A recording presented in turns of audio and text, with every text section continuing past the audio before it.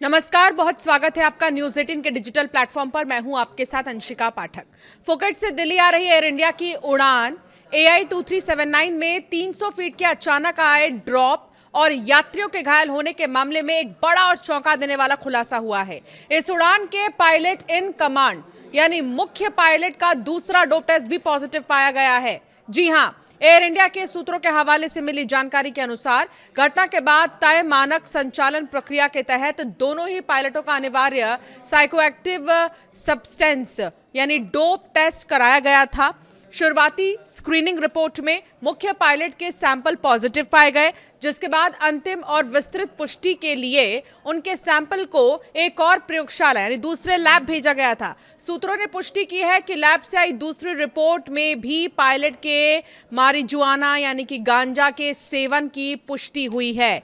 गौर करने वाली बात तो यह है कि टर्बुलेंस की इस घटना के तुरंत बाद विमान में सवार यात्रियों ने भी पायलट के नशे की हालत में होने का आरोप लगाया था और उनकी स्थिति पर सवाल उठाए थे। हालांकि पायलट की इस कंफर्मेटरी लैब रिपोर्ट और गांजे के सेवन के खुलासे को लेकर एयर इंडिया की ओर से अभी कोई आधिकारिक पुष्टि या बयान नहीं आया है और उनका भी पक्ष अभी तक सामने नहीं आया है। सख्त कानूनी कार्रवाई की अब तलवार लटक रही है। नागरिक उड्डयन महानिदेशालय और सुरक्षा एजेंसियां इस रिपोर्ट को गंभीर चिंताजनक की श्रेणी में रख रही हैं और यही कहा जा रहा है कि अगर इस तरह की स्थिति बनी रही तो ये चिंताजनक है, जाहिर सी बात है, और होनी भी चाहिए। फिलहाल सुरक्षा एजेंसियां इस रिपोर्ट को बेहद गंभीरता से ले रही हैं क्योंकि उड़ान के दौरान 13 यात्री और 4 क्रू सदस्य घायल हो गए थे। अब इस डोप रिपोर्ट को भी आधिकारिक जांच रिकॉर्ड का हिस्सा बनाया जा रहा है, जिससे पायलट पर सख्त अनुशासनात्मक और कानूनी कार्रवाई की तलवार लटक गई है। इस पूरे मामले में एक और गंभीर पहलू पर तेजी से चर्चा हो रही है। उड्डयन गलियारों और जांच एजेंसियों के बीच इस सवाल भी उठ रहा है कि जब विमान अचानक 300 फीट नीचे गिरा तब क्या पायलट इन कमांड कॉकपिट में अपनी सीट पर मौजूद थे या नहीं। सूत्रों के मुताबिक जांच टीम ब्लैक बॉक्स के कॉकपिट वॉइस रिकॉर्डर और फ्लाइट डेटा रिकॉर्डर के जरिए ये सटीक समय पता लगाने में जुटी है कि घटना के वक्त मुख्य पायलट अपनी सीट पर थे, कॉकपिट से बाहर थे या फिर विमान पूरी तरह फर्स्ट ऑफिसर यानी सह पायलट के नियंत्रण में था।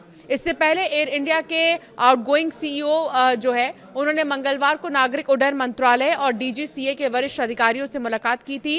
विल्सन ने बैठक के बाद कहा कि मीटिंग में जांच की स्थिति को लेकर अपडेट किया गया है। इस घटना के समय कॉकपिट में पायलट के व्यवहार को लेकर भी कई सवाल सामने आए। सूत्रों के अनुसार वो सामान्य स्थिति में नहीं दिख रहा था और उसे चलने फिरने में भी परेशानी हो रही थी। बताया जा रहा है कि उड़ान के दौरान कैबिन क्रू को उसकी मदद करनी पड़ गई थी। इसी बीच विमान के अचानक ऊंचाई खोने पर युवा को पायलट ने नियंत्रण संभाला।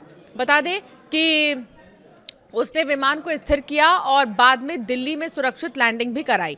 ये भी बता दें कि 4 अगस्त को एयर इंडिया की एक फ्लाइट AI 2379 क्रूज के दौरान अचानक से जो है करीब 300 फीट नीचे गिर गई थी। विमान में 137 यात्री थे, जिनमें 3 बच्चे भी शामिल थे। इसके अलावा 8 क्रू सदस्य विमान में सवार थे। उड़ान के दौरान विमान अचानक करीब 300 फीट नीचे आ गया। बाद में फ्लाइट स्थिर हुआ और दिल्ली में सुरक्षित लैंड कराया गया। इस घटना की जांच अब जो है AAIB कर रहा है। इस घटना की जांच aircraft accident investigation bureau AIB जो है अंतर्राष्ट्रीय नागर विमानन संगठन है उनकी तरफ से किया जा रहा है इस पूरे मामले की जांच। वहीं घटना की जांच के लिए एयरबस और BEA की टीम भी दिल्ली पहुंच चुकी है। फिलहाल अहमदाबाद हादसे के बाद फिर सवालों के घेरे में एयर इंडिया है और एयर इंडिया के लिए ये मामला इसलिए भी गंभीर है क्योंकि जून 2025 के अहमदाबाद विमान हादसे के बाद एयरलाइन की सुरक्षा और परिचालन व्यवस्था पहले ही सवालों के घेरे में रही है। ऐसे में एक पायलट के डोप टेस्ट में गांजा सेवन की पुष्टि ने कॉकपिट में क्रू की फिटनेस और नशे की निगरानी से जुड़े नियमों पर बहस को एक बार फिर से तेज कर दिया है।